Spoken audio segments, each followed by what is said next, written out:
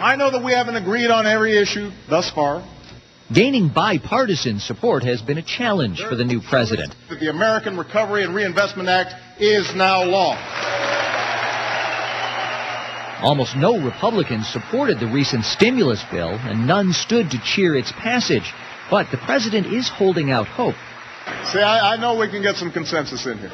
It was no surprise that Democrats like Congresswoman Gwen Moore liked the president's speech. I think that he set the right tone.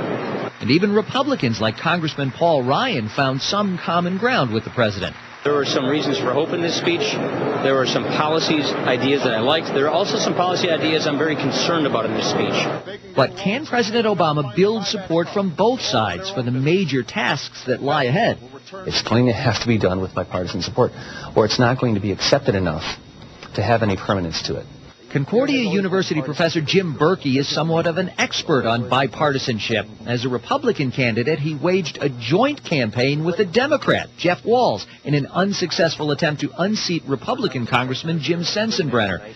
Berkey says history shows that long-lasting, significant change only happens when both sides work together. If Obama wants to accomplish what he's talking about, at least what he talked about in the speech last night, he's going to have, regardless of what it takes, he's going to have to craft his legislation in such a way that brings on some Republican support.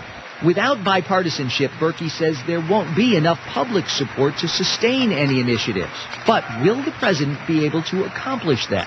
He has to. I think he will. I can't imagine that he's just feeding us a line about bipartisanship, but I think he will. He'll have to. Berkey says when looking at the history of the presidency, for almost any major legislation, every president, from FDR to Reagan to Clinton, has had at least some support from the other side of the aisle, even when they've had enough votes in their own party. And he believes that the American public actually demands some level of bipartisanship. Okay, so how does he think the president can accomplish that? Well, in his words, he says by wielding a hammer over the people in charge, the Democratic leadership in Congress, and demanding that they reach out and win over some Republicans. A lot of work to do. You bet. All right, thank you.